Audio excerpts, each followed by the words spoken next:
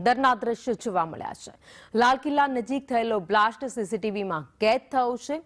40 ફૂટ નીચે સુધી કંપનનો અનુભવ થયો હતો। તો અંડરગ્રાઉન્ડ લાલ કિલ્લા સ્ટેશનના ફૂટેજ દર્શાવી રહ્યા છે કે આ ભયાનક કેટલો જે વિસ્ફોટ હતો તે હતો। તો 10 નવેમ્બરે લાલ કિલ્લા પાસે બ્લાસ્ટ થયો હતો। આતંકી બ્લાસ્ટમાં 13 લોકોએ જીવ ગુમાવ્યા છે। હજુ પણ ઘણા લોકો ઇજાગ્રસ્ત છે, તેમની હોસ્પિટલમાં સારવાર ચાલી રહી છે।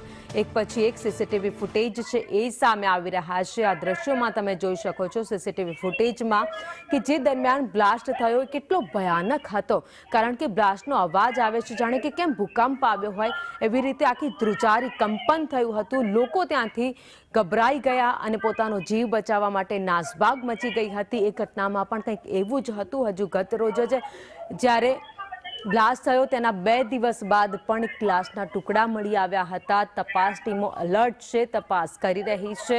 આતંકી બ્લાસ્ટ હતો એવું સ્પષ્ટ કહેવાઈ રહ્યું છે, કારણ કે એ બ્લાસ્ટમાં ઉમર નામનો આતંકી છે એ પણ માર્યો ગયો છે।